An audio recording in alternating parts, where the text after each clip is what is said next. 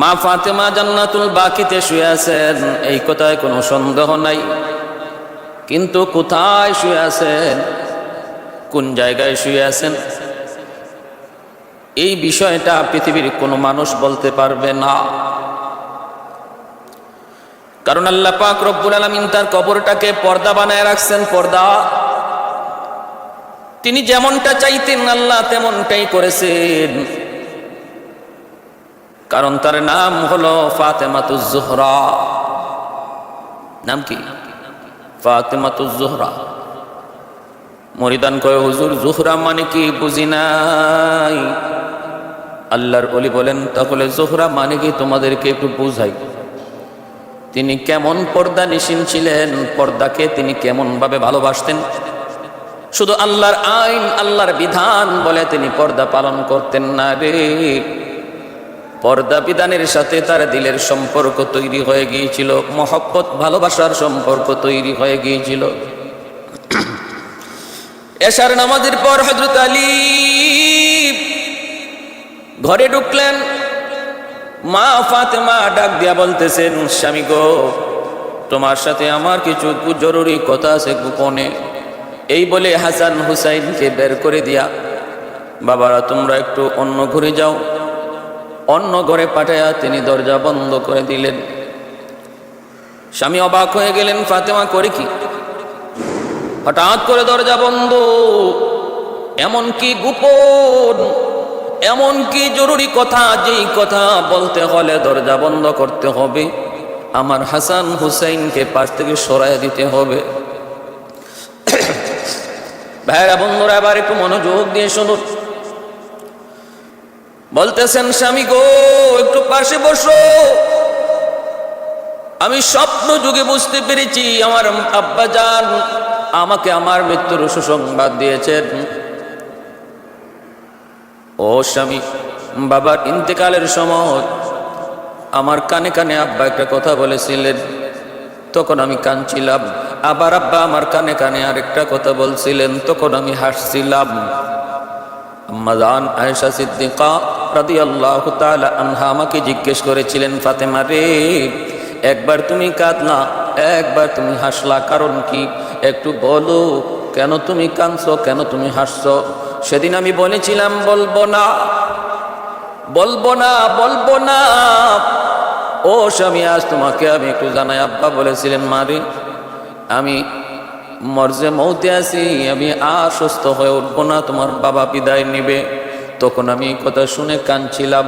এরপরে আব্বা বলেছিলেন, মারে শোনো আরেকটা খোঁজ খবর, আমার বিদায়ের পর আমার আহলে বায়াত থেকে সবার আগে তুমি আমার সাথে সাক্ষাৎ করবা। এজন্য মায়ের নবীর ইন্তেকালের মাত্র 6 মাস পরেই মা ফাতেমা রাদিয়াল্লাহু তাআলা আনহা স্বপ্ন যুগে আল্লাহর নবীকে দেখলেন। নবী বললেন, ফাতেমা রে, আজ রাত তোমার সাথে আমার সাক্ষাৎ হবে। অতএব স্বামী গো, ও স্বামী, আমি আজ রাত গভীর রাতে দুনিয়া থেকে বিদায় নিব। একটু পাশে বসো। আলী রাদিয়াল্লাহু তাআলা আনহু, শেরে খুদা আলী, কারার হায়দার, যার উপাধি, এত বড় কঠিন দিলের মানুষ, সাথে সাথে বসে পড়লেন যেন আসমানটা ভেঙে তার মাথায় পড়ল। আলী বসে গেলেন, বলতেছে না, ফাতেমা কি বললা, কি বললা? ও ফাতেমা, তুমি কি বলেছো? আর বলবা না, আর বলবা না। কয় না গো স্বামী, যতই যা কিছু বলো না কেন, আমার আজকে রাতে আমার বিদায়ের দিন, আজ রাত হলো আমার বিদায়ের রাত। তুমি এতটা ক্লান্ত হয়েও না, এতটা অস্থির হয়েও না, কারণ দুনিয়ায় আসা আছে যার, যাওয়া আছে তার, শুরু আছে যার, শেষ আছে তার, জন্ম আছে যার, মৃত্যু আছে তার। আসা যাওয়া নাই শুধু একমাত্র আল্লাহর, জন্ম নাই একমাত্র আমার মালিকের। এজন্য আল্লাহ পাকের মওত নাই। আর যত মাখলুক রয়েছে তাদের শুরু আছে তাই শেষও আছে, জন্ম আছে তাই মৃত্যু আছে। অতএব তুমি অস্থির হও না, আজ নয় কাল আমাদের সবাইকে এক পথের প্রতীক হওয়া লাগবে। লিকুল্লি উম্মাতিন আজাল, ইযা জাআ আজালুহা লা ইস্তাখিরুনা সাআতান ওয়া লা ইস্তাকদিমুন। কুল্লু নাফসিন যায়িকাতুল মাউত। আল্লাহ বিশ্বাস করে না নাস্তিকের দল, কিন্তু মৌত বিশ্বাস করে। তারা বলে দেয়ার ইজ নো গড, আল্লাহ বলতে কিছু নাই। কিন্তু যদি বলা হয় মরণ আছে না নাই, তখন বলে অবশ্যই মরণ আছে। মরণকে অস্বীকার করার মতো শক্তি কারো নাই, নাস্তিকদেরও নাই। যারা আল্লাহ মানে না, যারা আল্লাহ বিশ্বাস করে না, এরাও মরণ বিশ্বাস করে। এজন্য খাতুনে জান্নাত বলতেছে, স্বামী গো ও স্বামী, অস্থির হইও না। এটা এমন এক বিষয় যার থেকে পালাইবার কোনো সুযোগ নাই, তোমারও নাই আমারও নাই। আজ আমি যাচ্ছি, কাল তুমি যাবা, এভাবে সবাই আমরা এক পথের প্রতীক। স্বামী গো আমার পাশে একটু বসো, বিদায়ের আগে আমি কিছু কথা তোমার সাথে বলতে চাই গো স্বামী। এক নম্বর, আমার কিছু দাবি আছে আমার ইন্তেকালের পর। এই দাবিগুলা তুমি পূরণ করবা কিনা আমাকে কথা দাও। হযরত আলী রাদিয়াল্লাহু তাআলা আনহুর চোখ থেকে দরদর করে পানি পড়ে। তিনি কান্দেন আর বলেন, ফাতেমা রে, জীবিত থাকতে কোনোদিন মুখ খুলে আমার কাছে তুমি কিছু দাবি করো নাই, কিছু চাও নাই, কারণ চাইলে আমি আলী কষ্ট পাবো। আজকে মৃত্যুর পর তোমার এমন কি দাবি তুমি একটু আমার কাছে বলো, একটু বলো। হযরত আলী রাদিয়াল্লাহু তাআলা আনহুর উপরে খাতুনে জান্নাত মা ফাতেমা রাদিয়াল্লাহু তাআলা আনহা এতটা খুশি ছিলেন রে ভাই। গভীর রাত, ঘুম থেকে উঠে একা একা নবীর ঘরের দিকে রওনা দিছেন। হযরত আলী তাকায় দেখেন বিছানায় খাতুনে জান্নাত নাই। পিছনে পিছনে তিনিও রওনা দিছেন। দেখেন আল্লাহর নবীর ঘরের সামনে যায় তিনি ডাক দিলেন, নবীজি দরজা খুললেন। হযরত আলী বাহিরে আড়াল থেকে কান লাগায় শুনতেছেন, ফাতেমা বাবার সাথে কি কথা বলে একটু শুনি। খাতুনে জান্নাত গভীর রাতে বাবার নবী যায় ঢুকলেন। মায়ার নবী, দয়ার নবী তখন বলেন, ফাতেমা, হঠাৎ করে নবীর ঘরে, হঠাৎ করে বাবার ঘরে, কারণ কি গো ফাতেমা? খাতুনে জান্নাত বলতেছেন, বাবা গো বলবো না, আজ আমি আপনাকে কিছু দেখাবো, একটু বাতিটা জ্বালান। আল্লাহর নবী একটু বাতিটা জ্বালাইলেন। খাতুনে জান্নাত তিনি তার হাতখানা দেখাইতেছেন। আমার নবী, রহমতের নবী, তিনি দেখেন হাতের তালু আছে, চামড়া নাই, যেন লাল হয়ে একটা গোশতের টুকরা জমে আছে। কারণ ঘরের সমস্ত কাজ একা একা করেন। এ ভাই, শুধু ঘরের কাজ নয়, গম পিষা থেকে শুরু করে, আটা বানানো থেকে শুরু করে, কাই বানানো থেকে শুরু করে, কাপড় ধোয়া থেকে শুরু করে, এমন কোনো কাজ ছিল না যা খাতুনে জান্নাত তিনি করতেন না। এজন্য হাতের চামড়াটা খুলে পড়ে গেছে, চামড়াটা খসে পড়ে গেছে, জায়গায় জায়গায় ঠুসা হয়ে গেছে। আমার নবী, রহমতের নবী, মায়ার নবীর চোখ দিয়ে দর দর করে পানি চলে আসলো। নবীজির সাথে সাথে হাত উঠায় বলতেছেন, মালিক, আমার ফাতেমা এত সুন্দরী, আমার ফাতেমার জন্য কত রাজপুত্র, কত শিল্পপতির ছেলে বিয়ের জন্য প্রস্তাব দিয়েছে। আমার নবী, রহমতের নবীর মেয়ে খাতুনে জান্নাত কত সুন্দরী ছিলেন। আল্লাহর নবী তার হাদিসে বলেন, আমার ফাতেমা এত সুন্দরী, আল্লাহ তাকে এত রূপ, এত লাবণ্যতা দিয়া সৃষ্টি করেছেন, জান্নাতের হুররা পর্যন্ত তার সুন্দর দেখে তারা অভিমান করবে, হিংসা করবে, ঈর্ষা করবে। জান্নাতি হুরেরা পর্যন্ত তার সৌন্দর্য দেখে ঈর্ষা করবে। ওই অবস্থায় নবীজি বলতেছেন, মালিক, আমার ফাতেমার জন্য কত রাজপুত্র, কত শিল্পপতির ছেলে বিয়ের প্রস্তাব দিয়েছে, আমি কারো কাছে বিয়ে দেই নাই। আলীর সাথে তুমি বিয়ের ঘটকালি করেছ। এমন একটা গরিব আলীর ঘরে আমার মেয়েটার ঘটকালি তুমি করেছ। ও মালিক, আমার ফাতেমা কাজ করতে করতে সে তো তার হাতটা একদম নষ্ট করে ফেলেছে। নবী কান্দেন। ওই অবস্থায় নবীজি দেখেন ফাতেমা ঘোমটাটা দিয়ে দরজা খুলে যেন তিনি চলে যাইতেছেন। তিনি গুসা করেছেন, রাগ করেছেন। আল্লাহর নবী তখন বলতেছেন, ফাতেমা রে, আমি তো তোমার বিরুদ্ধে কিছু বলি নাই। খাতুনে জান্নাত বলতেছেন, বাবা গো, ও বাবা, আমার স্বামীর বিরুদ্ধে কিছু বললো আমি সইতে পারি না। ও বাবা, একজন স্ত্রী তার স্বামীর ঘরে এসি, গাড়ি, বাড়ি, দামি দামি আসবাব, কোটি কোটি টাকা চায় না। একজন স্ত্রী তার স্বামীর ঘরে যে জিনিসটা সর্বপ্রথম চায় সেটা হলো স্বামীর ভালোবাসা। যে স্ত্রী তার স্বামীর বুক ভরা ভালোবাসা পায়, এই স্ত্রীর চেয়ে দুনিয়াতে সুখী আর কোনো স্ত্রী নাই। আর যে বিবি স্বামীর কোনো ভালোবাসা পায় না, কিন্তু কোটি কোটি টাকার মালিক স্বামী, এই টাকায় তার শান্তি দেয় না, সুখ দেয় না। 3 বেলা যদি পেট পুরে নাও খাই, মনে রাখো গণ আব্বা জান, তোমার জামাতা আলী আমাকে বুক ভরা ভালোবাসা দেয়। আল্লাহর নবী শুকরিয়া আদায় করলেন। আল্লাহ নবী আল্লাহর কাছে শুকরিয়া আদায় করলেন আর বলতেছেন মারি আমি তো এটাই চাই, আমি তো এটাই চাই। আল্লাহর নবী এমনও হাদিসে বলেছেন, মহিলারা স্ত্রীরা ভালো করে খেয়াল করে শোনো, মা বোনেরা, নবী বলেন যদি আল্লাহর পরে কাউকে সেজদা করার বিধান থাকতো তাহলে আল্লাহ বলতেন প্রত্যেক স্ত্রী যেন তার স্বামীকে সেজদা দেয়। এতটা সম্মান, এতটা ইজ্জত আল্লাহ একজন স্বামীকে দিয়েছেন। এজন্যই হযরতে রুকাইয়া রাদিয়াল্লাহু তাআলা আনহা, নবীজির মেয়ে, প্রথম বিবাহ হয়েছিল আবু জেহেলের ছেলের সঙ্গে। পরে যখন বিবাহ ভঙ্গ হয়, আল্লাহর নবী হযরত উসমান গনি রাদিয়াল্লাহু তাআলা আনহুর সাথে বিবাহ দেন। একদিন হযরত উসমান গনির বিরুদ্ধে একটা অভিযোগ নিয়ে হযরতে রুকাইয়া তিনি নবীর কাছে এসেছিলেন। মায়ার নবী তখন যে জবাব দিয়েছিলেন শুনবেন। মায়ার নবী তখন বলেছিলেন, মারি, স্ত্রী স্বামীর বিরুদ্ধে অভিযোগ করবে এটা আমি নবী পছন্দ করি না। কোন স্ত্রী তার স্বামীর বিরুদ্ধে অভিযোগ করবে এটা আমি নবী পছন্দ করি না। যাও মা, যাও স্বামীর ঘরে যাও। নবী হাত ধরে স্বামীর ঘরে দিয়ে আসলেন। একটা ঘটনার দিকে লক্ষ্য করো মা বোনেরা, একটু খেয়াল করে শোনো। একজন স্বামী সে জানে সারাদিন একটু রোজগারের জন্য সে কত অপমান সয়, কত জুলুম, কত তুফান তার উপরে বয়ে যায়। এরপরও স্বামী ধৈর্য ধরে, কারণ ঘরে তার বিবি, তার সন্তান তার অপেক্ষায় বসা। সন্তানেরাও বুঝ, সন্তানেরাও তাকায় আছে, বাবা আমাদের জন্য খানার ব্যবস্থা করবে। স্ত্রী অপেক্ষায় দাঁড়িয়েছে, স্বামী আসবে, স্বামী আসবে, এরপরে চুলায় আগুন জ্বালাবো।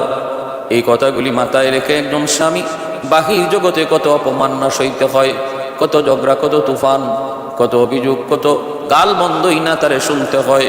কখনো বা মালিকের পক্ষ থেকে, কখনো বা সাধারণ মানুষের সাথেও হয়। রিক্সা চালক প্যাসেঞ্জারের কাছ থেকে কত কথাই না শুনে।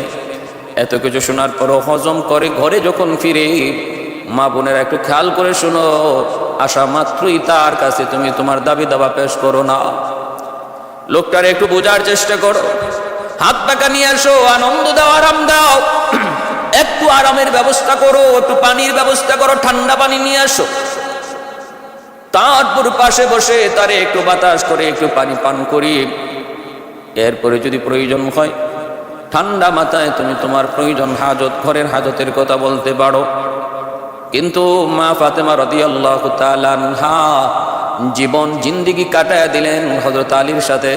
হায়দার আলী তিনি বলেন, ফাতেমা জীবনে কোনো দিন আমার কাছে কোনো দাবি করে নাই, বরং আমি বলেছিলাম ফাতেমা তোমার হাতটা নষ্ট হয়ে যাইতেছে কাজ করে করে, দেখো না নবীর দরবারে যায় কোনো বাদী পাওয়া যায় কিনা, আল্লাহর নবী কোনো একটা বাদী দিয়া তোমাকে সহযোগিতা করেন কিনা।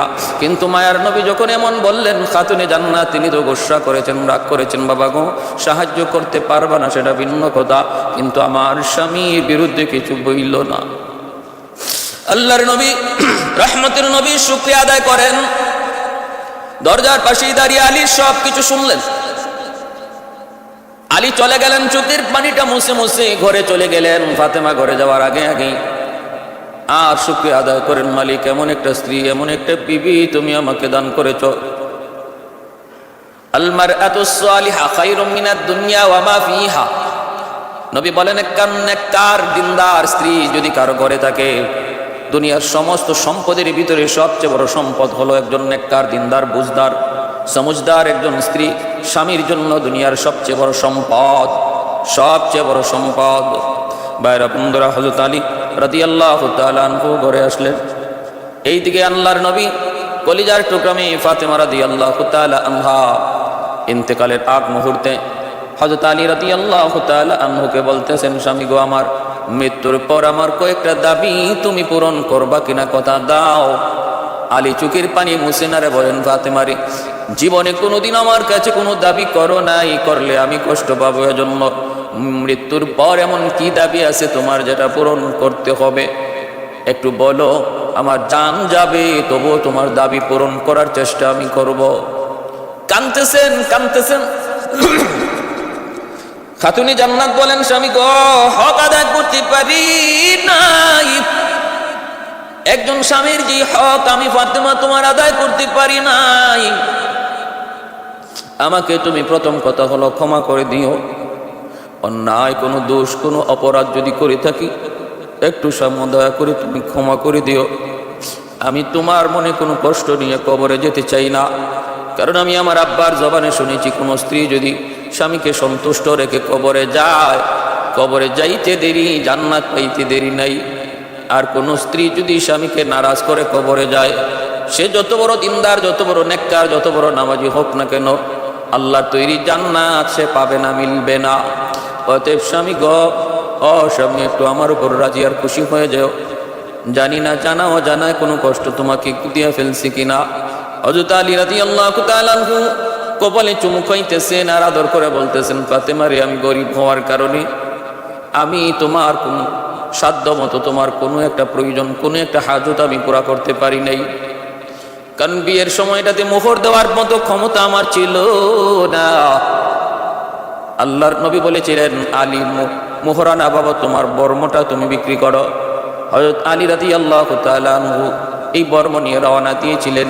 উসমান গনি রাদিয়াল্লাহু তাআলা আনহু রাস্তায় পেয়ে গেলেন, আলী তুমি কোথায় যাও? বর্মটা বিক্রি করব মোহরানা বাবদ। আল্লাহর নবীর সাহাবী হযরত উসমান গনি রাদিয়াল্লাহু তাআলা আনহু, তিনিও তো মেয়ের আল্লাহর নবীর জামাতা, সাথে সাথে তিনি এই বর্মটা কিনে নিলেন। আলী, আমি যদি কিনি আমার কাছে বেচবানি? বলে অবশ্যই বেচবো। সাথে সাথে উসমান গনি কিনে নিলেন, এই টাকা দিয়ে মোহরানা পরিশোধ করলেন। আবার হযরত উসমান গনি রাদিয়াল্লাহু তাআলা আনহু তাদের বিয়েতে এই বর্মটা তিনি উপহার দিয়ে দিলেন। এজন্য এতটা গরিব ছিলেন আলী। আলী বলতেছেন, বিবি গো, গরিব হওয়ার কারণে তোমার কোনো দাবি, তোমার কোনো প্রয়োজন, তোমার কোনো হাজত আমি সাধ্যমতো পূরণ করতে পারি নাই। ঠিক আছে, তুমি কি বলবা বলো। খাতুনে জান্নাত বলতেছেন, এক নম্বর কথা হলো, স্বামী আমার মৃত্যু হবে রাতে, আমাকে দাফনও করবা তুমি রাতে। আমি সারা জীবন আল্লাহর কাছে চাইছি, মালিক শুধু জীবদ্দশায় নয়, আমার মরণটাও যেন পর্দার হালতে হয়, আমার মরণ যেন পর্দার হালতে হয়। আল্লাহ রাতের বেলায় আমার মরণটা লিখে রাখছেন, অতএব আল্লাহ মৌতের সময় আমার পর্দা তিনি জারি রাখছেন। কবরটাও তুমি রাতের অন্ধকারে দিও গো স্বামী, রাতের অন্ধকারে দিও। আর স্বামী, আমার কবরস্থ করার পর কবরের উপরে মাটি তুমি উঁচা করে রাখবা না, কবরটা সমান করে দিবা, যেন আমি চাই আমার কবরের কোনো আলামত যেন কেউ না বুঝে, কেউ যেন চিনতে না পারে এটা ফাতেমার কবর। আমার কবরটাও যদি চিনে ফেলে তাহলে তো বুঝে ফেলবে আমার কবরটা কতটুকু লম্বা, কতটুকু চৌড়া। কেউ কেউ হয়তো কবরের কন্ডিশন, কবরের লম্বা চৌড়া দেখে সে বুঝে ফেলবে আমি ফাতেমা কতটুকু লম্বা ছিলাম, আমি ফাতেমা কতটুকু চৌড়া ছিলাম, কতটুকু মোটা ছিলাম। এতটুকু আমি পর্দার খেলাফ মনে করি। শুধু জীবদ্দশায় নয়, মৃত্যুর পরেও আমি ফাতেমা পর্দার আড়ালে থাকতে চাই। খাতুনে জান্নাত ফাতেমা রাদিয়াল্লাহু তাআলা আনহার এই কথাগুলি শুনে আলী কাঁদতেছেন, আলী কাঁদতেছেন, আলী কাঁদতেছেন। ভাইরা বন্ধুরা, ওই অবস্থায় ফাতেমা রাদিয়াল্লাহু তাআলা আনহা বলেন, স্বামী গো, জান্নাতুল বাকির পূর্ব কোনায় একটা সবুজ বাতি জ্বলতেছে, ওই জায়গাটায় তুমি আমাকে কবর দিয়ে দিও। আর কবরটা করার জন্য কেউ না কেউ তো লাগবে, তুমি তো পারবা না, তোমার বাঙ্গা দিল কোনো একজন বন্ধুকে দিয়ে তুমি কবরটা খনন করায় নিও। এই কথাগুলি বইলা হযরত আলী রাদিয়াল্লাহু তাআলা আনহুর কুলের মধ্যে মাথা রেখে জান্নাতের সকল মহিলাদের সরদারিনী খাতুনে জান্নাত তিনি দুনিয়া থেকে বিদায় নিলেন। হযরত আলী আবু যর গিফারি রাদিয়াল্লাহু তাআলা আনহুর বাড়ির সামনে যায় কাঁদতেছেন। গভীর রাত, আবু যর গিফারি কান্নার আওয়াজ শুনে দরজা খুলে দেখেন তারার হায়দার। ও আলী, জীবনে কোনো যুদ্ধে তোমাকে কাঁদতে দেখি নাই, তোমাকে মন খারাপ করতে দেখি নাই রে আলী। জীবনে কোনো যুদ্ধে তুমি কাঁদো নাই, আজকে এমন তোমার জীবনে কোন যুদ্ধ আসলো যেই যুদ্ধে তুমি হেরে গেলা, তোমাকে কাঁদায় দিছি। হযরত আলী আবু যর গিফারিকে জড়ায় ধরে বলতেছেন, আবু যর, আজ একটা কবর খনন করা লাগবে। কোথায়? কয় জান্নাতুল বাকিতে। বলে কে মারা গেছে? কারো মৃত্যুর খবর তো পাই নাই। আবু যর গিফারিকে আলী বলেন, আমার হাসান হুসাইনের মা, নবীর কলিজার টুকরা মেয়ে খাতুনে জান্নাত ফাতেমা আজকে ইন্তেকাল করেছে। ইন্না লিল্লাহি ওয়া ইন্না ইলাইহি রাজিউন।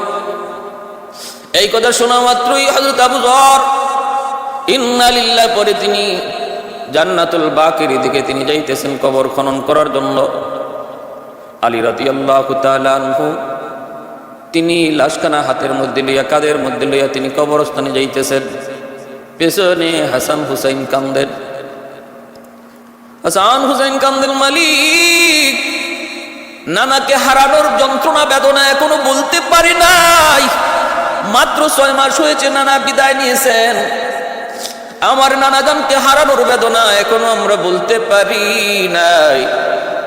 আজ তুমি আমাদের আম্মাজানকে নিয়ে গেছো, এই যন্ত্রণা একের পর এক কিভাবে সইব? কাঁদতেছেন। আবু যর গিফারি কবর খনন করতেছেন। কবর খনন আর কবরকে ডাক দিয়ে বলেন, রে কবর, জানোনি তোমার মাঝে আজকে কে আসবে? কে আসবে জানোনি? যিনি রাহমাতুল লিল আলামিনের কলিজার টুকরা মেয়ে, খাতুনে জান্নাত, জান্নাতের সকল মহিলাদের সরদারিনী, যার পরিচয় হলো বিশ্বনবী, রহমতের নবীর কলিজার টুকরা মেয়ে। সাবধান রে কবর, তুই বেয়াদবি করবি না, বেয়াদবি করবি না।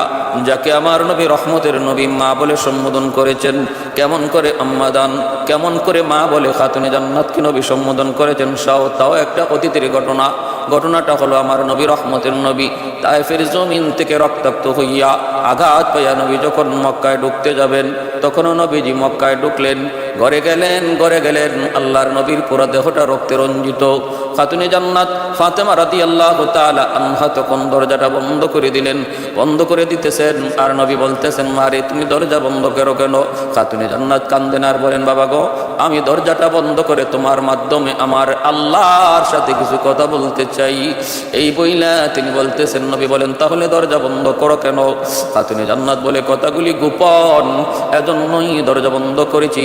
ডাক দিয়া বলতেছেন, মালিক, ও আসমানের মালিক, জমিনের মালিক, মুসা কালিমুল্লাহর জন্য তুমি লোহিত সাগরকে তুমি রাস্তা বানায় দিছো, ইব্রাহিম খলিলুল্লাহর জন্য আগুনকে তুমি ফুলের বাগান বানায় দিছো। তুমি কি আমার বাবার জন্য তায়েফের জমিনে এই দুশ্মনদের পাথরকে তুলা বানাইতে পারলা না? তায়েফের জমিনে ওই পাগলের দল, দুষ্ট ছেলের দল যখন আমার বাবার গায়ে পাথর মারলো, মালিক তুমি কি পারো নাই পাথরটাকে তুলা বানায় দিতে? তুমি কি পারো নাই? পারো নাই বুঝি? আল্লাহর নবী বলতেছেন, মারে এমন কথা কয় না, মা তুমি এমন কথা বইল না, এমন কথা বইল না। খাতুনে জান্নাত বলতেছেন, বাবা গো, বলবো না কেন? কারণ তোমার তো বাবাই নেই, জন্মের আগেই তো তুমি বাবা হারাইছো। অতএব বাবার দর তুমি কেমন করে বুঝবা? আর তোমার আল্লাহ, তার তো কোনো সন্তান নাই, বাবাও নাই, অতএব তিনি তো কোনো সন্তান জন্ম দেন না, কারো থেকে জন্ম নেন না, তিনিও তো বাবার দরদ বুঝেন না। আমি ফাতেমা তো বাবার দরদ, আমি ফাতেমা তো বাবার দরদ বুঝি, কেমন করে আমি ফাতেমা সইব? এই বইলা খাতুনে জান্নাত তিনি তখন সাথে সাথে একটু পানি গরম করার জন্য বাহিরে গেলেন। পানি গরম করতেছেন আর বলতেছেন, আল্লাহ তুমি আমার উপর গুসা করো না, রাগ করো না, মালিক আমি সইতে পারি নাই, আল্লাহ তোমার কাছে মাপ চাই, মাপ চাই। এই বইলা পানিটা গরম করলেন। একটু বাইরা বন্ধুরা জৈতুনের তেল গরম কইরা আল্লাহর নবী, রহমতের নবীকে নিজের পাশে শুয়াইয়া, মায়ার নবী, দয়ার নবী, রহমতের নবী গায়ে যতদূর যেখানে যেখানে ব্যথা ছিল, আঘাত ছিল, সবগুলি আঘাতের মধ্যে পানি দিয়ে ধুইয়া তিনি অলিভ অয়েল, তিনি ওই জৈতুন তেল লাগাইতেছেন আর মালিশ করতেছেন। ওই অবস্থায় নবীজি বলেন, ও নবীজি বলতেছেন, ঘটনা শোনাইতেছেন আম্মাদান আয়েশা সিদ্দিকা রাদিয়াল্লাহু তাআলা আনহাকে। আমার নবী এই ঘটনা শোনাইতেছেন, আয়েশা কেন ফাতেমা আমার মা একটু শুনবানি, ফাতেমার কোলে আমি ঘুমায় গেছি, আঘাত আঘাত আঘাত, সারা শরীর জুড়ে আঘাত, আঘাতের রক্তগুলা ফাতেমা মুইসা দিতেছে মায়ের মতো।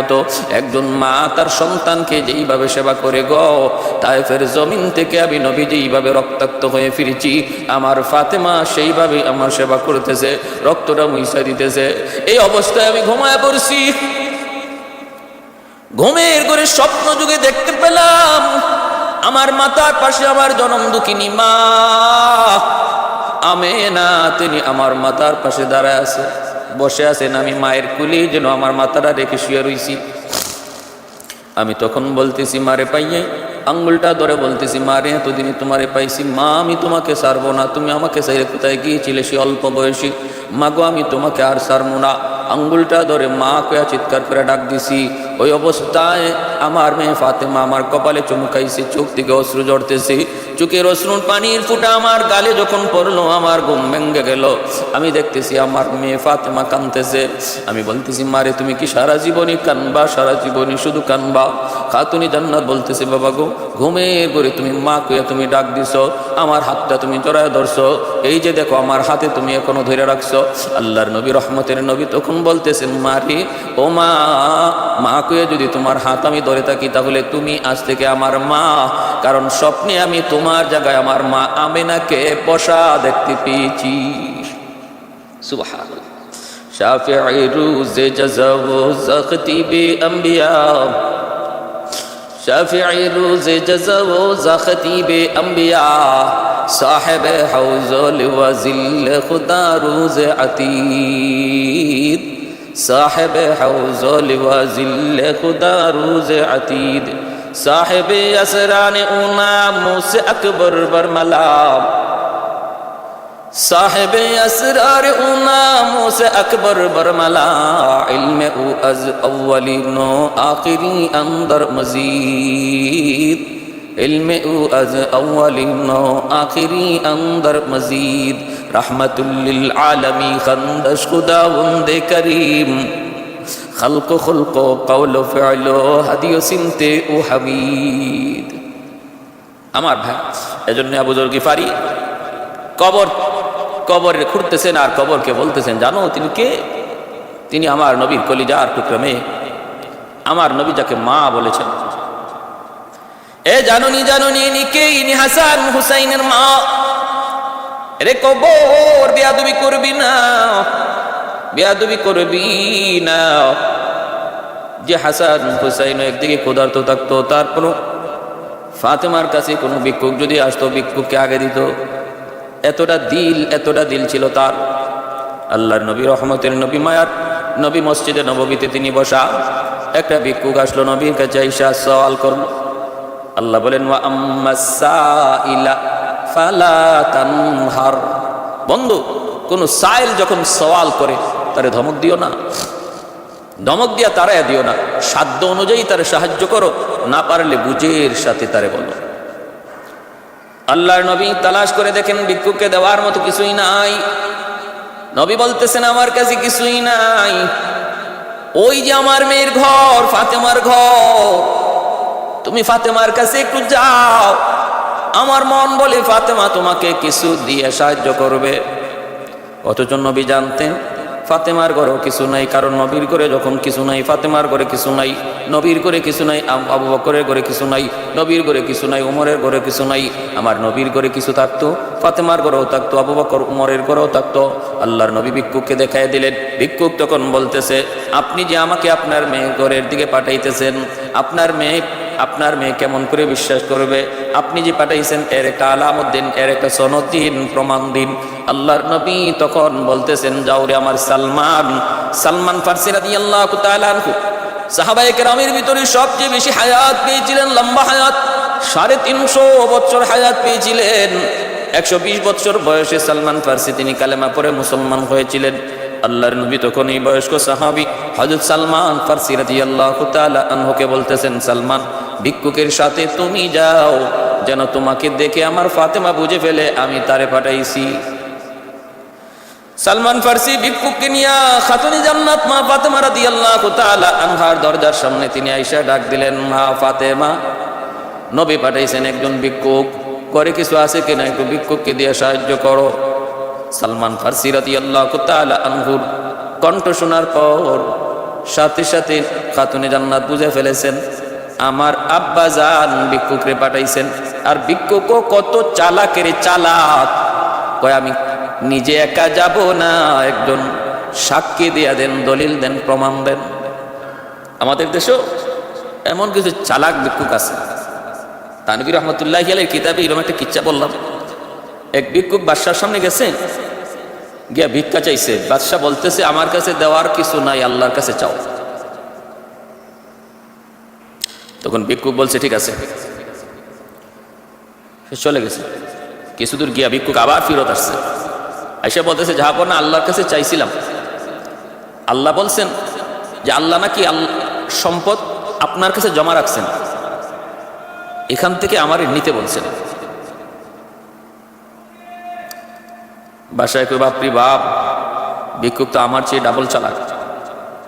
এরকমই একটা ভিক্ষুক চালাকি করে বুদ্ধি করে সালমান ফার্সিকে সাথে নিয়ে গেল। হযরত সালমান ফার্সি রাদিয়াল্লাহু তাআলা আনহু যখন মা ফাতেমা রাদিয়াল্লাহু তাআলা আনহার কাছে এই কথা বললেন, খাতুনে জান্নাত পুরা ঘর তালাশ করলেন, ভিক্ষুককে দেওয়ার মতো কিছুই পেলেন না। একটা চাদর, ওনার ব্যবহৃত একটা চাদর, ওই চাদরখানা বের করে সালমান ফার্সি রাদিয়াল্লাহু তাআলা আনহুর হাতে দিয়ে বলতেছেন, আমার ঘরে কিছুই নাই দেবার মতো, আছে শুধু এই ব্যবহৃত চাদরটা দেওয়ার উপযুক্ত। এই চাদরটা ওই যে একজন ইহুদির বাড়ি, সে একজন বড় ধনী মানুষ, তার কাছে এই চাদরটা বন্ধক রেখে কিছু নিয়ে আসেন, যা দিয়া ভিক্ষুককে বিদায় করা যায়। সালমান ফার্সি রাদিয়াল্লাহু তাআলা আনহু এই চাদরখানা নিয়ে তিনি পাশে ইহুদির এক বাড়িতে গেলেন। ওই ইহুদি বড় ধনী মানুষ ছিল, ধনাঢ্য মানুষ। ডাক দিলেন, ইহুদি বের হলো। বের হওয়ার পর তিনি বলতেছেন, এই চাদরখানা বন্ধক রাখুন, আর চাদরটা বন্ধক রেখে এর বিনিময়ে কিছু দিন, যা দিয়া ভিক্ষুককে বিদায় করা যায়। সুবহানাল্লাহ, আল্লাহু আকবার। কি পরিমাণ উদারতা ছিল, কি পরিমাণ দানশীলতার গুণ তাদের মধ্যে ছিল। আল্লাহ বলে, বান্দা মনে রেখো, দান করলে সম্পদ কমে না। ইয়ামহাকুল্লাহু রিবা ওয়া ইউরবিস সাদাকা, সম্পদ কমে সুদ খাইলে, আর দান করলে আল্লাহ সম্পদ বাড়ায় দেয়। ইহুদি এই চাদরখানা সাথে নিয়ে ভিতরে চলে গেল। বেশ কিছুক্ষণ পর চাদর হাতে নিয়ে যখন সালমান ফার্সির সামনে আসলো, তখন তারা তাকায় দেখেন ইহুদির মাথা থেকে গোসলের পানি পড়তেছে। বোঝা যায় সেই টাইমের ভিতরে গোসল করেছে। সালমান ফার্সি বলতেছেন, কি ব্যাপার, তোমার এত দেরি হলো কেন? ইহুদি বলতেছে, রে সালমান, কথা পরে বলবো, আগে আমাকে কালেমা পরে মুসলমান বানায় নাও। যা কিছু বলার পরে বলবো, আমাকে আগে তাড়াতাড়ি কালেমা পরে মুসলমান বানাও। সালমান ফার্সি বলেন, ঘটনা কি? আমি আসলাম তোমার কাছে চাদর বন্ধক রাখার জন্য, এই মুহূর্তে তোমার মুসলমান হওয়ার শখ জাগলো, ঘটনা কি, কোন কারণে, কি হয়েছে একটু খুলে বলো। ইহুদি বলতেছে, ও সালমান, তাহলে একটু শোনো, আমি তাওরাত কিতাবের একজন পণ্ডিত। তাওরাত কিতাবের মধ্যে আমি পেয়েছি আখিরি জমানার নবী যিনি হবেন, এই হবে তার গুণ, এই হবে তার গুণ, এই হবে তার গুণ। সমস্ত গুণাবলী একে একে আমি মুহাম্মাদুর রাসূলুল্লাহর কাছে পেয়েছি।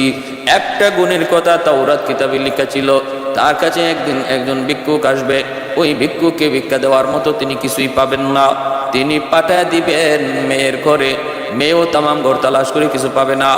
একটা চাদর ভিক্ষুককে হাতে দিয়ে এক ইহুদির বাড়িতে পাঠাবে, এই চাদরখানা বন্ধক রেখে ভিক্ষুককে কিছু দেওয়ার জন্য। ও সালমান, আমি এই আলামত, এই গুণটা পাওয়ার অপেক্ষায় ছিলাম রে সালমান। আজ আমার এই গুণটাও পাওয়া হয়ে গেছে। আমি চাদরখানা দেখে চিনে ফেলেছি। তুমি তো কিছুই বলো না এই চাদরখানা কার, কিন্তু আমি চাদরখানা দেখে চিনে ফেলেছি। এই চাদর আর কারো নয়, এই চাদর হলো খাতুনে জান্নাত মা ফাতেমার চাদর।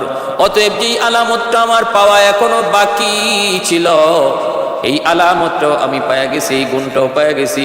অতএব আমি আর দেরি করতে চাই না, এখনই আমাকে কালেমা পড়াইয়া নবী দরবারে নিয়ে চলো। সুবহানাল্লাহ। কৌনাইনে মুখতারে খুদা তুমকো বানায়া, কৌনাইনে মুখতারে খুদা তুমকো বানায়া, উম্মত কা নিগাহবান খুদা तुमको बनाया, उम्मत का निगाहबान खुदा तुमको बनाया। मौला मेरा आका मेरा रहमत की नबी है, ताजदार मदीना के तुम्हारे अरबी है, ताजदार मदीना के तुम्हारे अरबी है। মনে আছে শেখ আব্দুল কাদের জিলানী রহমতুল্লাহ আলাইহি তিনি মুরিদদেরকে জোহরার ব্যাখ্যা দিচ্ছেন। জোহরা তিনি কে ছিলেন, তারে আল্লাহ কেমন গোপন করে রাখছেন, কেমন পর্দার ভিতরে রাখছেন। আর হযরত আবু যর গিফারি রাদিয়াল্লাহু তাআলা আনহু খাতুনে জান্নাত মা ফাতেমার গুণগুলি কবরকে শোনাইতেছেন। এরে কবর, হাসান হুসাইনের বাপ ফাতেমা এমন একটা দুইটা ঘটনা নয়, নিজে না খায়া তিনি ভিক্ষুককে খাওয়াইছেন, নিজে না খায়া সওয়ালকারীকে তিনি যা ছিল তা দিয়া দিছেন। আরেকটা এমন ঘটনা হাকিমুল উম্মত থানবী তার কিতাবের মধ্যে লিখছেন, এরকম ভাবে একটা ভিক্ষুক আইসা বলতেছে, মায়ার নবী গো, আমি বড় ক্ষুধার্ত, আমাকে খানা দিন, আমার কাপড় নাই, আমাকে একটা কাপড় দিন, আমার কোনো বাহন নাই বাড়িতে যাওয়ার জন্য, আমাকে একটা বাহন দিন। আল্লাহর নবী তখনও বলতেছেন, আমার ঘরে কিছু নাই, ওই যে আমার মেয়ে ফাতেমার ঘরে যাও। আমার নবী ভালো করে জানতেন ফাতেমার ঘরে কিছু নাই, তারপরও কেন বলেন? কারণ আমার আল্লাহর ইশারায় সব হয়, কিছু না কিছু একটা ঘটবে, কিছু না কিছু একটা হবে। এজন্য ভিক্ষুককে তিনি পাঠিয়ে দিলেন। ভিক্ষুক যে ডাক দিল খাতুনে জান্নাত, তিনি তখন ডাক দিয়া বলতেছেন, আমিও তো পাই না, আমিও তো এমন কিছু পাই না তোমাকে দেওয়ার মতো। খাওয়ানোর মতো কোনো ব্যবস্থা নাই, পরানোর মতো কোনো কাপড় নাই, দেওয়ার মতো কোনো বাহন নাই, কিন্তু আমার একটা হার আছে, হারটা আমি তোমাকে দিয়ে দিলাম, নেও আমার হারটা তুমি নিয়ে যাও, বাজারে বিক্রি করে প্রয়োজন তুমি পূরণ করে নিও। ভিক্ষুক ওই গলার হারটা নিয়ে আল্লাহর নবীর সামনে হাজির হলো। আল্লাহর নবী রহমতের নবী এই হারটা হাতে নিলেন। এইদিকে নবীর সাহাবীরা অবাক হয়ে গেছেন। হযরত আম্মার রাদিয়াল্লাহু তাআলা আনহু বলতেছেন, রে ভিক্ষুক, এই হারটা যদি আমি তোমার কাছ থেকে কিনে নেই, কত টাকা দিলে তুমি খুশি বলো, কত দিরহাম দিলে তুমি খুশি বলো? ভিক্ষুক বলতেছে, আমাকে পয়সা দেওয়া লাগবে না, আমাকে তুমি পেট ভরে খাওয়াও, আমাকে কাপড়ের ব্যবস্থা করো, আমার একটা বাহনের ব্যবস্থা করো। হযরত আম্মার রাদিয়াল্লাহু তাআলা আনহু তিনি বললেন, ঠিক আছে, আমি তোমার খানা খাওয়াইতেছি। খানা খাওয়াইলেন, দামি কাপড় পরাইলেন, দামি একটা বাহন দিলেন, আর বললেন, নেও অতিরিক্ত কিছু পয়সাও তোমাকে দিলাম। দিয়া তিনি ওই ভিক্ষুককে বিদায় দিলেন। হযরত আম্মার রাদিয়াল্লাহু তাআলা আনহু এই হাতটাকে তিনি চুমা খাইলেন, তারপরে আতর গোলাপ দিয়া মাখায়া দামি একটা রুমালের মধ্যে লইয়া গোলামকে বললেন, রে গোলাম, ওই হাতটা মায়ার নবীর কাছে তুমি দিয়ে আসো, আর তুমিও নবীর কাছে রয়ে যেও। তুমি ছিলে এতদিন আমার গোলাম, আমি এখন নবীকে হাদিয়া দিয়া দিলাম। গোলাম আল্লাহর নবীর কাছে হাতটা নিয়ে হাজির করলো। মায়ার নবী রহমতের নবী হাতটা পায়া নবী বড় খুশি হলেন, শুকরিয়া আদায় করলেন। এরপরে নবী বলতেছেন, যাও, এই হাতটা সহ আমি তোমাকে আমার ফাতেমারকে হাদিয়া দিয়ে দিলাম। খাতুনে জান্নাত মা ফাতেমা রাদিয়াল্লাহু তাআলা আনহার কাছে ওই গোলাম হার কানা লইয়া আবার হাজির হয়ে গেল। হাজির হয়ে বলতেছেন, নেন, এই যে আপনার হার কানা নেন, আর আমিও আজ থেকে আপনার গোলাম। খাতুনে জান্নাত মা ফাতেমা রাদিয়াল্লাহু তাআলা আনহা এই দৃশ্য দেখার পর এতটাই শুকরিয়া আদায় করলেন, এতটা খুশি হলেন, মায়ের দেওয়া হার তিনি এইবার আবার ফেরত পেয়ে গেলেন। কেমনে কি হলো? কয় সব কিছু এমনি হয়েছে, ভিক্ষুকের খানাও পূরণ হয়েছে, কাপড়েরও হাজও পূরণ হয়েছে, বাহনেরও প্রয়োজন পুরা হয়েছে। হযরত আম্মার তিনি তাকে ব্যবস্থা করেছেন। আমি ছিলাম আম্মারের গোলাম, তিনি আমাকে সহ আপনার কাছে পাঠিয়ে দিয়েছেন, নবীর কাছে পাঠাইছেন, নবী আপনার কাছে পাঠিয়ে দিয়েছেন। খাতুনে জান্নাত রুমালের হাতটা গ্রহণ কইরা খুশিতে তিনি বলতেছেন, আমি আজ থেকে তোমাকে আজাদ করে দিলাম, আর তোমাকে গোলামি করা লাগবে না। সাথে সাথে গোলাম সেজদায় পড়ে আল্লাহর দরবারে শুকরিয়া আদায় করে, আর হাতুড়ে বলতেছে, মালিক, এটা কেমন এক হার, যেই হার ভিক্ষুককে খানা খাওয়াইলো, কাপড় পরাইলো, বাহন দিল, আবার যেই হার আমার মতো একটা গোলামকে আজাদ করলো, আবার তার প্রকৃত মালিকের হাতে আবার পৌঁছে গেল। এ কেমন কুদরতি হার, কেমন কুদরতি হার! এই বইলা গোলাম আল্লাহর দরবারে শুকরিয়া আদায় করলো। এজন্য আবু যর গিফারি বলতেছেন, রে কবর, সাবধান, তুই খাতুনে জান্নাতের সাথে বেয়াদবি করবি না, বেয়াদবি করবি না। হঠাৎ করে পিছন থেকে একটা আওয়াজ আসলো। আওয়াজটা মূলত খাতুনে জান্নাতের জন্য নয়, এটা আমাদের জন্য, আমাদের জন্য। এরে আবু যর, কে কার মেয়ে, কে কার মা, কে কার স্ত্রী, আমি সেটা বুঝি না, আমি সেটা চিনি না। আমি চিনি কার আমল কত ভালো। যার আমল যত ভালো আমি তার জন্য জান্নাতের টুকরা, আর যার আমল যত খারাপ আমি তার জন্য জাহান্নামের কুণ্ড। কারণ নবী বলেছেন, আল কবরু রাউযাতুম মিন রিয়াযিল জান্নাহ আও হুফরাতুম মিন হুফারিন নার। এ ভাই, যত কাফির কুফফার ছিল সমস্ত কাফির কুফফারকে এক করে 10,000 সশস্ত্র বাহিনী তৈরি করে আবু সুফিয়ানের নেতৃত্বে মদিনা হামলা করার জন্য তারা একত্রিত হইল। আল্লাহর নবী খবর পেয়ে গেলেন এই কাফেলার মধ্যে বিশ্ববিখ্যাত এক পহলওয়ান, যার নাম হলো আমর। এই আমরও আসতেছে, সে নাকি কাবা ধরে শপথ করেছে, আমি মুহাম্মদকে হত্যা না করা পর্যন্ত আমি পানি পান করব না। বিশাল বড় এক পাহলওয়ান, যার নাম ছিল আমর, দানবের মতো প্রতিদিন 40 থেকে 50 কেজি খাবার খাইতো। ভাইরা বন্ধুরা, সে আমর যার এই তলোয়ারটার ওজন ছিল 2.5 মণের মতো, এত বড় দানব কাফেলার সাথে রওনা দিল। আল্লাহর নবী খবর পেয়ে গেলেন, মায়ার নবী জরুরি পরামর্শে বসে গেলেন। আল্লাহর নবী বলতেছেন, ওরা তো সম্মিলিত বাহিনী আসতেছে মদিনা আক্রমণ করার জন্য, আমরা তো মাত্র 2000 থেকে 2500, ঊর্ধ্বে 3000, আমরা এদের মোকাবেলা করব কেমনে করব? মদিনার বাইরে গিয়ে করব না মদিনার ভিতর থেকে করব? পরামর্শ হলো, না গো নবী, আমরা মদিনার বাইরে যাব না, মদিনার ভিতর থেকে আমরা যুদ্ধ করব ওদের সাথে, কিন্তু মদিনা নগরী ওদের থেকে আমরা নিরাপদ রাখবো কেমন করে?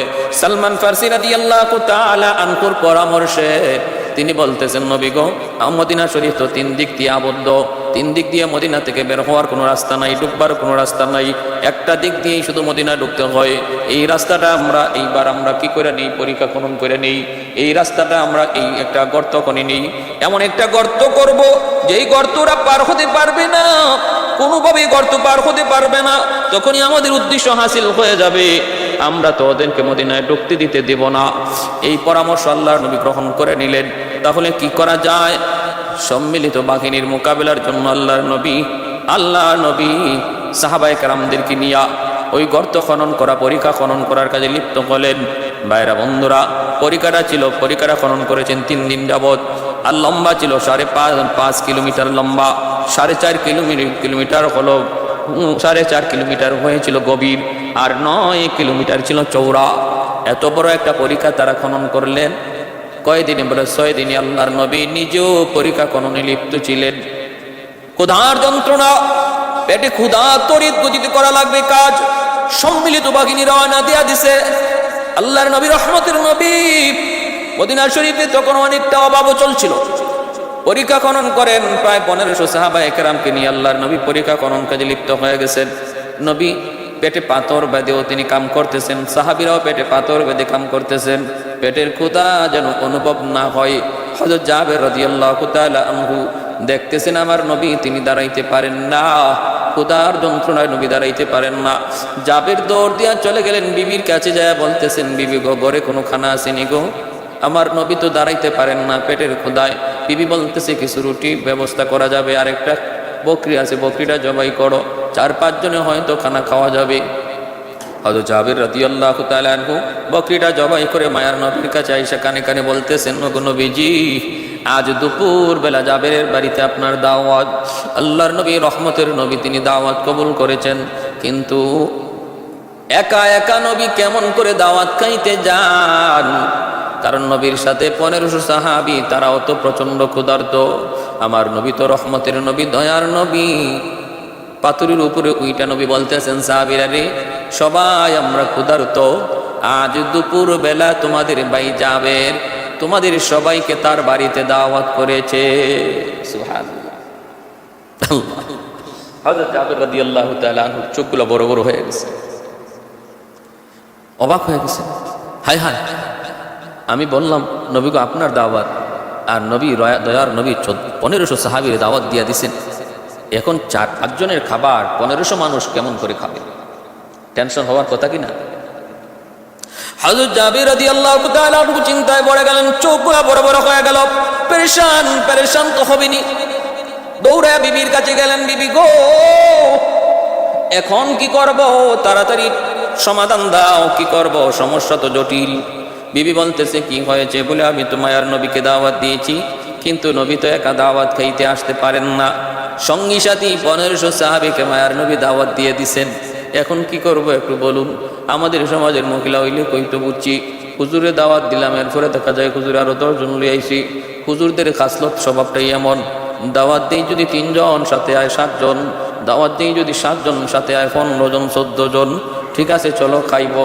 কেমনে খাইবো জানি না, ঘরে তালা দিয়ে আমরা বাপের বাড়ি চলে যাই, ঘরে তালা দিয়ে আমরা বাপের বাড়ি চলে যাই, দেখি কিভাবে আইসা খায়। কিন্তু না, নবীর যুগের মহিলারা এমন ছিলেন না। কি পরিমাণ তাদের ইয়াকিন, কি পরিমাণ বিশ্বাস, একটু মা বোনেরা খেয়াল করে শোনো। হযরত জাবের রাদিয়াল্লাহু তাআলা আনহুর বিবি তখন বলতেছেন, স্বামী গো, আমি তোমার কাছে একটা জিনিস জানতে চাই গো স্বামী। বলো না তুমি। জাবের, বলো না, মায়ার নবীকে দাওয়াত দিয়েছে কে? জাবের বলেন, দাওয়াত দিয়েছি আমি। কয় এরপরে ওই 1500 সাহাবীকে দাওয়াত দিয়েছে কে?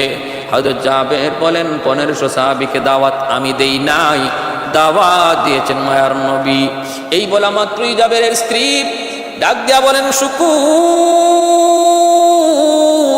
আমার মালিকের দরবারে হাজারো শুকুর, আমাদের কোনো টেনশন নাই গো স্বামী, কোনো টেনশন নাই। কারণ যদি 1500 সাহাবীকে আমার নবী দাওয়াত দিয়ে থাকেন, আমাদের কোনো টেনশন নাই। পবিত্র নবীর জবানের পবিত্র পবিত্র জবানের কথা কেমন করে আল্লাহ রক্ষা করবে সেটা আল্লাহ বুঝবে। বন্ধু বন্ধুর কথার ইজ্জত কেমনে রাখবে সেটা বন্ধু জানবে। আমাদের কোনো টেনশন নাই। দাওয়াত যদি তুমি দিতা তাহলে ছিল টেনশন, টেনশন নাই। যাও আল্লাহর নবীকে নিয়ে আসো। কেমন বুঝটা আল্লাহ তাকে দিছেন। একজন মহিলা হয়ে আমার নবীর কথার উপরে কি পরিমাণ তার ইয়াকিন, কি পরিমাণ তার বিশ্বাস। লা ইউমিনু আহাদুকুম হাত্তা আকুনা আহাব্বা ইলাইহি মিন ওয়ালিদিহি ওয়া ওয়ালাদিহি ওয়ান নাসি আজমাইন। আমার ভাইরা বন্ধুরা, এবার একটু মনোযোগ, খেয়াল করে মনোযোগ দিয়ে শুনুন। হযরত জাবের রাদিয়াল্লাহু তাআলা আনহু তিনি তো চলে গেলেন আল্লাহর নবীকে আনার জন্য। যায় দেখেন মায়ার নবীর সাথে কাফেলা বহুত বড়, 1500 সাহাবীর কাফেলা রওনা দিয়ে দিলেন বাড়ির দিকে। জাবের যাইতেছেন আর মনে মনে টেনশন, শুধু আল্লাহর কাছে দোয়া করতেছেন। বহুত বড় টেনশন, মালিক রওনা দিলাম 1500 তোমার নবীর সাহাবীদের নিয়া, কিন্তু আমার ঘরে খানা আছে মাত্র 4 থেকে 5 জনের, ব্যবস্থা কেমন করে হবে জানি না। আল্লাহ কেমন করে ব্যবস্থা হবে জানি না। তুমি তো তোমার কোরআনে বলেছো, মান আমিলা সালিহাম মিন যাকারিন আও উনসা ওয়া হুয়া মুমিন ফালানুহইয়ান্নাহু হায়াতান তাইয়্যিবা ওয়া লানাজজিয়ান্নাহুম আজরাহুম বিআহসানি মা কানু ইয়ামালুন। তুমি তো বলেছো যে ইমানের সাথে আমল করবে, নেক আমল করবে, দুনিয়াতে তার হায়াতের জিন্দগি, পবিত্র হায়াতের জিন্দগি তুমি তারে দান করবে, তারে রিজিকের মধ্যে তুমি বরকত দিবে। আল্লাহ তুমি আজকে বরকতের ব্যবস্থা কইরো। এবার মায়ার নবী, রহমতের নবী জাবেরের হালত দেখে ডাক দিলেন, জাবের কাছে আসো। কাছে আনার পর আল্লাহর নবী বলতেছেন, রে জাবের, তুমি বুঝি মহা টেনশন করতেছো? কোনো টেনশন করো না। আমার আল্লাহ আমাকে জানিয়ে দিয়েছে আজকে তোমাদের অল্প খানার মধ্যে এমন বরকত হবে, 1500 সাহাবী খাওয়ার পরও বরকত কমবে না। কোনো টেনশন করো না। আল্লাহ তোমার আর তোমার বিবির ইখলাসের বদৌলতে কম রিজিকের মধ্যে বরকত দিবে বেশি। যাও, কোথায় তোমার গোশতের পাতিল? গোশতের পাতিল সে চুলায় থাকবে, আর খামির কোথায় আমাকে দেখাও। নবীজি দোনোটা পাতিলে ডাকনা উঠাইয়া পবিত্র একটু লব লাগাইয়া ডাকনা লাগাইয়া বলতেছেন, জাবের তুমি শুধু এখান থেকে খানা নিবা, ডাকনা উঠাইয়া কখনো দেখার চেষ্টা করবা না কি পরিমাণ গোশত এখনো আছে। আল্লাহ নবী যাইয়ে বলতেছেন, আমার 500 সাহাবীরে প্রথমবার বসাও। জাবের বলে, নবী গো আপনি একটু বসেন। জাবের বলতেছেন, নবী গো আল্লাহ আমার মা বাবা আপনার উপর কুরবান, আপনি একটু বসেন। নবী বলতেছেন, জাবের না, আজ আমি তোমার বাড়ির মেহমান নই, আমি কলম মেজবান, মেহমান গুলো আমার সাহাবীরা। 500 জন সাহাবী খানা খাইলো। নবী দেখতেছেন আর বলতেছেন, জাবের এইদিকে আরো রুটি দাও, এখানে আরো গোশত দাও। এইভাবে নবী তখন মেহমানদারি করতেছেন। 500 সাহাবী পেট বইরা খানা খাওয়া শেষ, আরো 500কে নবী বসাইলেন। এই 500 জন নবী খানা খাওয়াইলেন। এরপরে 500 জন বসাইলেন, এই 500 জনকেও খানা খাওয়াইলেন। 3 বেচে 1,500 সাহাবীর খানা শেষ। হযরত জাবের রাদিয়াল্লাহু তাআলা আনহু টেনশনে পড়ে গেলেন। 4 জনের খাবার খাইলো 1,500 মানুষ। হায় এখনো এই পাতিলে খানা আছে না নাই জানি না। আমার মায়ার নবী, রহমতের নবী এখনো খানা খান নাই। হায় যদি পাতিলে খানা না থাকে রে, আমার তো খানা কোনো না কোনোভাবে ব্যবস্থা করতে হবে। জাবের আর ধৈর্য ধরতে পারলেন না, দৌড় দিয়ে তিনি পাতিলের কাছে চলে গেলেন। যায় তিনি ডাকনা উঠায় ফেললেন। নবী নিষেধ করলেন, রে জাবের না না, ডাকনা উঠাও না। এরপরও জাবের আর ধৈর্য ধরতে পারলেন না, তিনি যা ডাকনাটা উঠায় ফেললেন। ডাকনাটা উঠানো মাত্র আল্লাহর নবী বলতেছেন, রে জাবের কি করলা তুমি, কি করলা? জাবের তাকায় দেখেন পাতিলের মধ্যে শুরুতে যেই পরিমাণ গোশত ছিল এখনো সেই পরিমাণ গোশত আছে, 1 জাররা পরিমাণ গোশত কমে নাই। নবী বলতেছেন, জাবের যদি তুমি আজকে ডাকনা না উঠাইতা তাহলে মদিনার সমস্ত মানুষকে যদি খানা খাওয়ানো হইতো, তোমার খানা বিন্দু পরিমাণ কমতো না। ভাইরা বন্ধুরা, 1500 সাহাবী নিয়ে মায়ার নবী খন্দক পরিখা খনন করলেন। সম্মিলিত বাহিনী আবু সুফিয়ানের নেতৃত্বে মদিনার কাছাকাছি চলে আসলো। বিশ্ববিখ্যাত পাহলওয়ান আমরকে লইয়া আইসাই তারা দেখে বিশাল বড় একটা পরীক্ষা। এই পরীক্ষা তারা গোড়ার উপরে চর হইয়া কেমনে পাড়ি দিবে সম্ভব না। পারে কিনারায় তারা অবস্থান করলো। পরিকার ওই পারে নবী, নবীর সাহাবীরা, আর ওই পারে হলো সম্মিলিত কাফেরদের বাহিনী। পাথর নিক্ষেপ শুরু হলো, তীর মারা শুরু হলো, পার হওয়ার মতো অবস্থা নাই। ওই অবস্থায় মক্কার সম্মিলিত কাফির বাহিনী তারা ওখানেই কোনো রকম তাবু বানায় অবস্থান করলো। আর হাতের দ্বারাই ঢিল চোরাচুরি হইতেছে, তীর মারা হইতেছে। আল্লাহ নবী, রহমতের নবী, সাহাবায়ে কেরামদেরকে নিয়ে ওই পরিকার পারে তিনি নবী নিজে দাঁড়ানো। এখান থেকে যুদ্ধ চলছে। ভাইরা, বন্ধুরা, দিন যায় রাত যায়, একদিন দুই দিন নয়, প্রায় 6 সপ্তাহ চলে গেল। 6 সপ্তাহ চলে গেল। এইদিকে কাফেররা, মক্কার সম্মিলিত বাহিনী 10,000 মানুষ, প্রতিদিন খানার প্রয়োজন, আবার পানির প্রয়োজন, আবার তাদের জন্য হাজতের প্রয়োজন। একদিন দুই দিন নয়, প্রায় মাসের উপরে যখন চলে গেল, ওদের রসদপত্র ফুরাইয়া গেল, পানি ফুরাইয়া গেল, অভাব আস্তে আস্তে বাড়তে লাগলো। চিন্তায় পড়ে গেল, কই হায় এখন কি করব? এই অবস্থায় আমরা আর কতদিন থাকব? আমরা আর কতদিন এই অবস্থায় থাকব? ওই অবস্থায় যে বিশ্ববিখ্যাত পাহলওয়ান আমর, সে কয় আমি আর পারলাম না, যে কোনো মূল্যে আমি পরীক্ষা পার হয়ে যাব। এই বইলা সে কিছু সঙ্গী সাথী নিয়া টেকে সে ঘোড়া চালাইয়া একটা দিক দিয়ে পার হয়ে গেল। হইয়ে ডাকতে শুরু করল, রে মুসলমানের দল, আসুনি এমন কেউ, আমি আমরের তলোয়ারের সামনে আসবা। আসুনি এমন কেউ যে তার মাকে বিধবা, মাকে এতিম বানাইবা, মাকে সন্তান হারা বানাইবা, সন্তানকে এতিম বানাইবা, স্ত্রীকে বিধবা বানাইবা, এমন কেউ আসুক কি? এ মুসলমানেরা, তোমরা তো শুনেছি মরলে শহীদ, আসুকে এমন কেউ শহীদের তামান্না মনে রাখো। কেউ তো সাহস করে না, কেউ সাহস করে না। আল্লাহর নবীও তখন ডাকতেছেন, আসো এমন কি কোনো সাহাবি যে আমরের মোকাবেলায় দাঁড়াবা? সাহাবিরাও কেউ নতুন মাথা উঠান না, ভয় পেয়ে গেছেন। হায়, সাহাবিরা বলতেছেন, নবী গো, এই এত বড় পাহলওয়ানের সাথে কে লড়বে? হযরত আলী রাদিয়াল্লাহু তাআলা আনহুর সাথে দাঁড়ায় গেলেন। দাঁড়ায় বলতেছেন, ইয়া রাসূলুল্লাহ, আমাকে অনুমতি দেন গো নবী, আমি ওর বিরুদ্ধে লড়বো। আল্লাহর নবী বলে, আলী, বয়স মাত্র তোমার 23, তুমি ছোট্ট, তুমি বসো। নবী আবার ডাক দিলেন, আর অন্য কেউ আসো কি? কেউ তো উঠে না। আলী আবার দাঁড়ালেন। 3 বার কারারে হায়দার আলী রাদিয়াল্লাহু তাআলা আনহু, শেরে খুদা আলী যখন দাঁড়ালেন, তখন নবী অনুমতি দিয়ে দিলেন, যাও যাও, আমি আল্লাহর কাছে তোমার জন্য সাহায্য চাইতেছি। আলী যাও, আল্লাহর হাওলা করে তোমাকে দিলাম। আলী রাদিয়াল্লাহু তাআলা আনহু, শেরে খুদা আলী, তিনি আমরের সামনে এসে তিনি দাঁড়ালেন। আমর ডাক দেখো, কে তুই? হযরত আলী বলতেছেন, আমি কারারে হায়দার, শেরে খুদা আলী। কার ছেলে? আবু তালিবের ছেলে। রে আলী, আবু তালিবের সাথে আমার বড় একটা ভালো সম্পর্ক ছিল, বন্ধুত্ব ছিল। আমি চাই না বন্ধুর ছেলেকে আমি নিজের হাতে হত্যা করবো। আলী, তুমি চলে যাও। আলী বলতেছেন, আমি তো চলে যাওয়ার জন্য আসি নাই। আমর বলে, আমি তোমাকে মারবো না। আলী বলেন, আমি তোমাকে মারতে চাই। এই কথা বলা মাত্রই আমর ক্ষিপ্র বেগে আলী রাদিয়াল্লাহু তাআলা আনহুর ঢালে তলোয়ার দিয়ে আঘাত করলো। আঘাত করা মাত্রই হযরত আলী রাদিয়াল্লাহু তাআলা আনহু কৌশলে তিনি আঘাত প্রতিহত করলেন। তবু কিছুটা আঁচ তার কপালে, তার গালে লাগছিল, কিন্তু বড় কোনো আঘাত নয়। এরপরে হযরত আলী বলতেছেন, এবার আমার আঘাত তুমি সামলাও রে। জানোস নি আমার মামার নাম রাখছেন কারার হায়দার। কারার শব্দের অর্থ হলো ফিরে ফিরে আক্রমণ। হায়দার বলা হয় ওই সিংহকে, যে সিংহ জীবনে কোনোদিন পরাজিত হয় না, সামনে যা পায় সব কিছু সাফা করে নিয়ে যায়। আমার মা আমার নাম রাখছেন হায়দার। এই হায়দার নাম শোনা মাত্রই আমরের কলিজা কামড় দেওয়া উঠছে। কারণ আমরের মা, সেও ছিল একজন জ্যোতিষী। আমরের মা বলেছিল, রে বাবা, তোর নাম রাখলাম আমর, বিশ্ববিখ্যাত পহলওয়ান হবে, কেউ তোর সাথে পারবে না।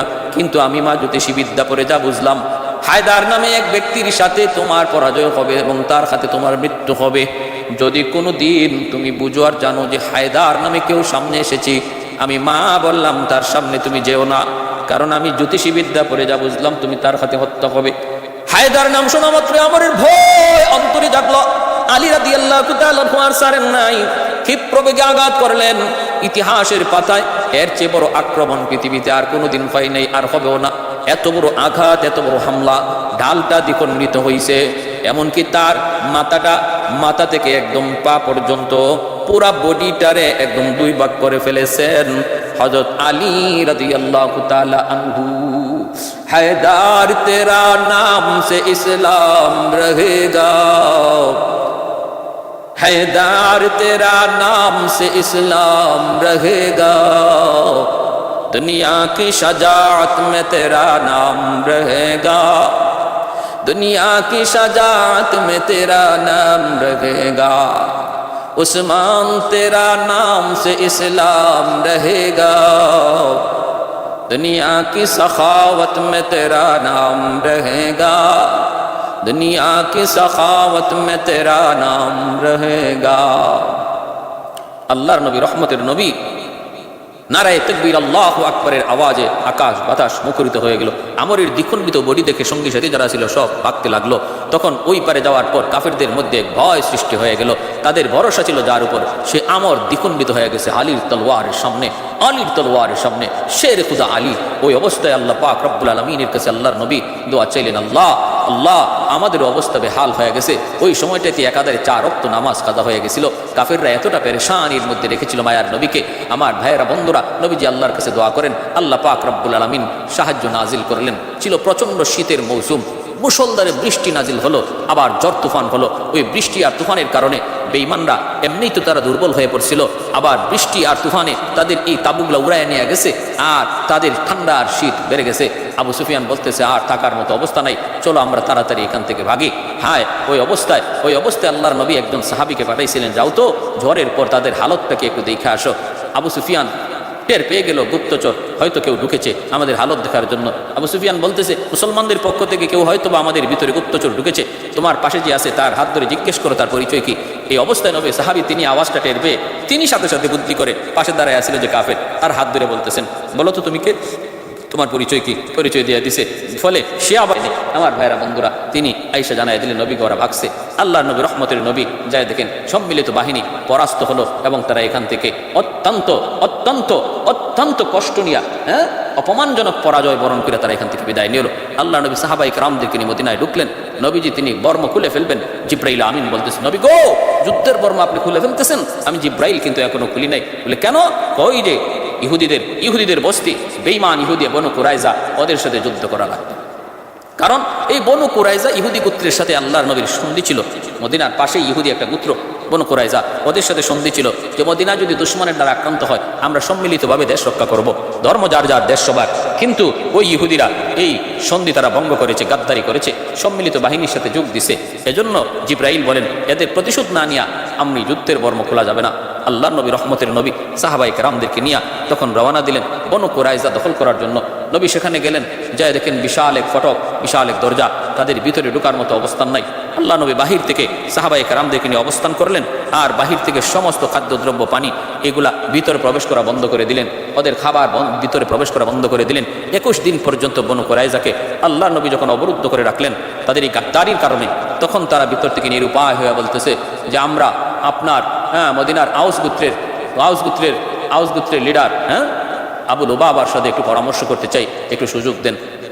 কারণ আউস গোত্রের সাথে ইহুদি বনু কুরাইজার একটা সম্পর্ক আগে থেকেই ভালো ছিল, এজন্য এরা চাইল যে আউস গোত্রের আবু লুবাবার সাথে তারা একটু পরামর্শ করবে। এদিকে আল্লাহর নবী, রহমতের নবীর সিদ্ধান্ত, নবীজি এদেরকে সার দিবেন না।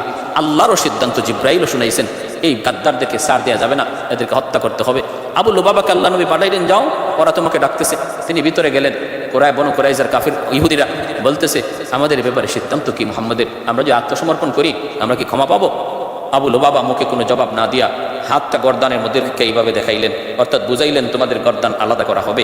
এতে ইহুদিরা বুঝে ফেললো যে আমরা আত্মসমর্পণ করলেও আমরা বাঁচতে পারবো না, বাঁচার কোনো পথ নাই। আবু লুবাবা মদিনায় চলে আসলেন, কিন্তু তিনি অনুতপ্ত হলেন, হায় আমি তো খেয়ানত করেছি, নবী আমাকে পাঠাইছিলেন আমানতদারির সাথে, কিন্তু আমি তো গোপন কথা জানাই দিছি। হযরত আবু লুবাবা মসজিদে নববীর এই খাম্বার সঙ্গে এসে হাতটা বাঁধলেন। হাত বাইদা বলতেছেন, আমি বহুত বড় খাইন, বহুত বড় আমানত করেছি, আমি অন্যায় করেছি, আমাকে যদি আমার আল্লাহ ক্ষমা না করে আমি কখনো এই হাত খুলবো না। তোমরা আত্মীয় স্বজনকে বলতেছেন, আমার সাথে কেউ আসো না গো, আমি বহুত বড় অন্যায় করেছি, আমার হাত তোমরা কেউ খুলবা না, পানি পান করাইবা না, খানা খাওয়াইবা না। আল্লাহর নবী, রহমতের নবী, দয়ার নবী, তিনি তো ওই জায়গায় তাদেরকে অবরোধ করে আসেন। সব কিছু বন্ধ করে দেওয়ার পর যখন ইহুদিরা বুঝলো আর কোনো উপায় নাই, ওই অবস্থায় ইহুদিরা বলল, আমরা আপনার সাহাবী আউস গোত্রের লিডার সাদ ইবনে মুআজ, তিনি যা বলেন সেটাই আমরা মেনে নিব, আপনি মানেন কিনা? নবী বললেন, আমিও মানি। সাদ ইবনে মুআজ তোমাদের ব্যাপারে যে সিদ্ধান্ত দিবে সেটাই ফাইনাল। ওদের ধারণা ছিল সাদ ইবনে মুআজ তাদের ব্যাপারে একটু রহম করবে,